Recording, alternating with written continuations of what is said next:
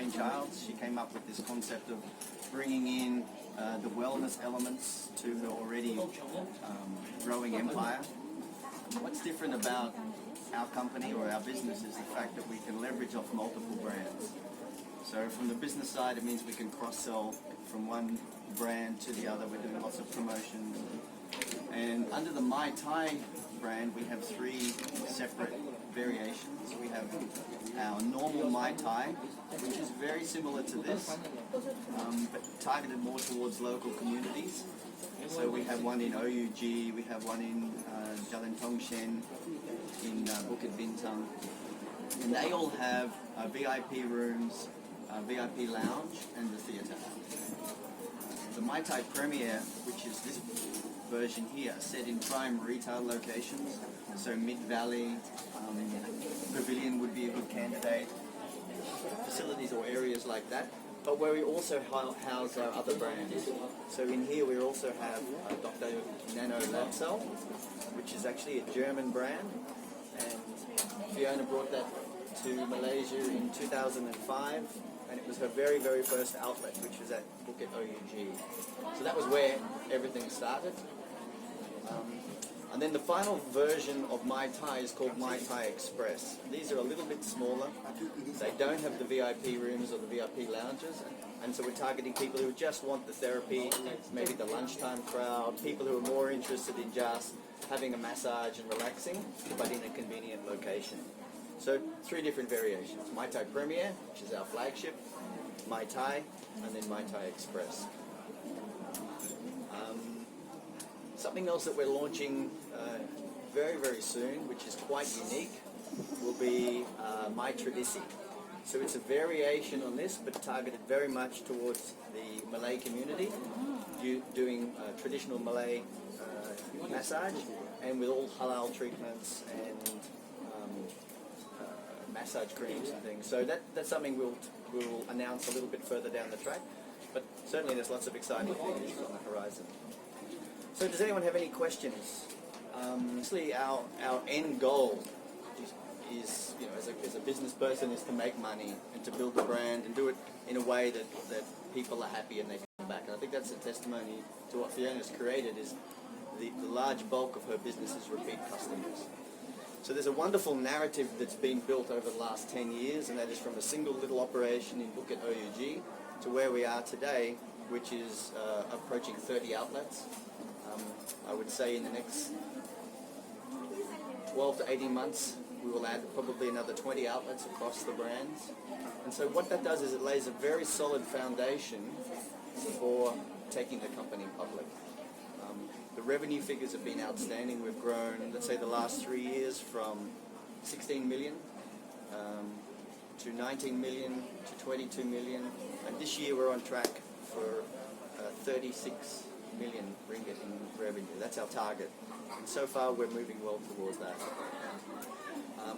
What's unique is that this is it's not a tech company, it's not a media company, and you've got a really solid business with a wonderful story who are looking at IPOing. It's something that's a little bit unusual in this market. So to answer your question, sorry, it probably makes the most sense. We really want to build a strong revenue and a good story before we announce specific plans. But yeah, I would say early next year we would probably come out with a definitive plan on our IPO strategy. Depending on the revenue figures, we may even be able to go for a main board listing. The brand has been growing, and the Mai Tai outlets have been performing beyond our expectation. Initially it was looking for external capital, but the revenue figures and the profit figures from our existing operations are actually supporting strong organic growth as well. You'll notice that this is, quite beautifully appointed. There's lots of attention to detail, little elements here and there. So Fiona's put a lot of personal touches in. So yeah, it's a considerable investment in each operation. But again, to answer your question, the IPO will enable us to bring in additional brands, to create additional concepts, and then accelerate our rollout not just in Malaysia, but then branching out into mainland China, into Singapore, and indeed into Australia.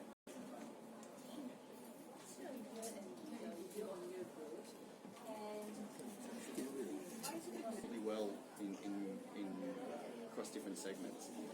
What Fiona's done, which is really intriguing, is the fact that she's leveraging off her different brands.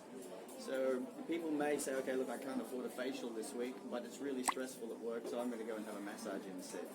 So there is that ability to leverage off the dynamics in the market and to create a more of a level revenue stream. So that's one part of it. And obviously, another way to protect yourself is by exploring additional markets like Singapore and mainland China. So the larger we grow, and this is also the reason for the IPO, is to bring in that fresh capital to provide something of an insurance policy. The other thing I've noticed as well, I'm not a young man, so I've sort of lived in multiple countries, I've done business all around the world, and it doesn't matter how the economy is doing, people still want to treat themselves. So you may have a dip in revenue, but with careful cost management, your business will still grow. You'll still be able to build your business appropriately. So I've not really seen any dramatic effects from any of these so-called downturns. Yes, share prices suffer, but day to day, if businesses are run well, and again, there's a testimony to Fiona, she's been really successful over the last 14 years now, that your businesses will survive. So that's not a great concern. Off the top of my head, but I can research that and provide the figures for you later.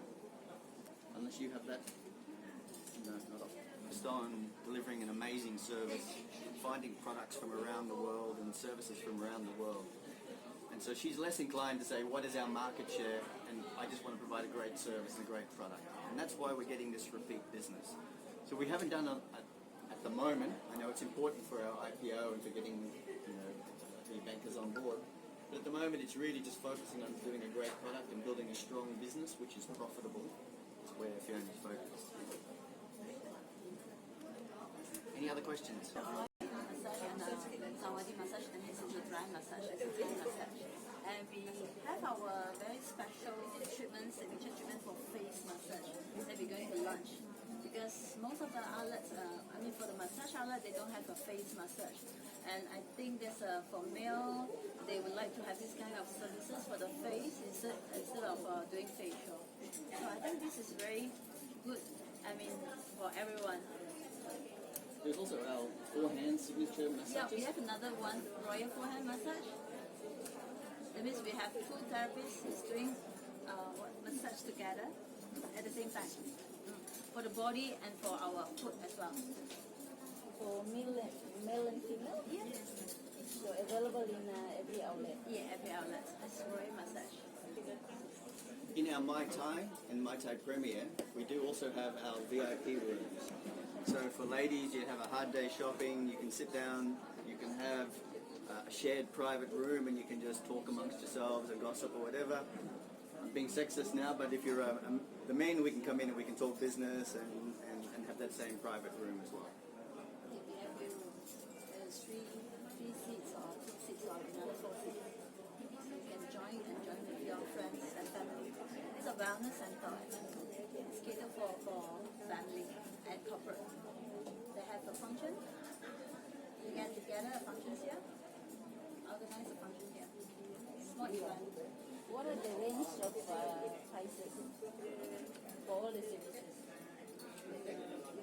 Give you a list. We have a price list. Affordable.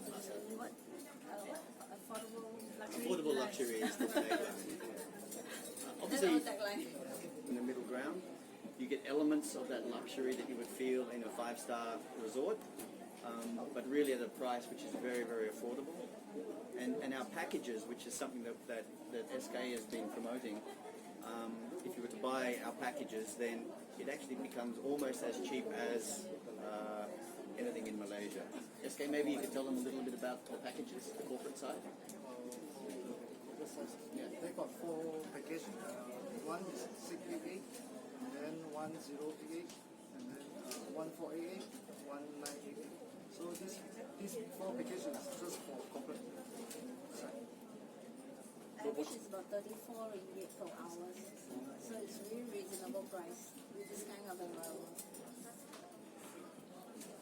We can enjoy food and body as well.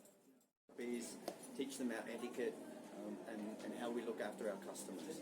So we spend a lot of time in making sure that we deliver something very exceptional. Any plans to start your own academy? Concentrate on our service. I mean, our core business is looking after the end user customer. There are other people.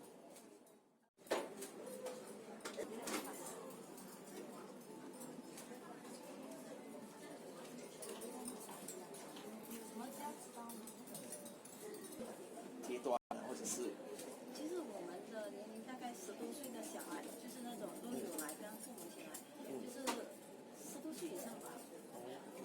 或者跟你讲，我们是有在几个地方开嘛，所以他的顾客群都有点不一样。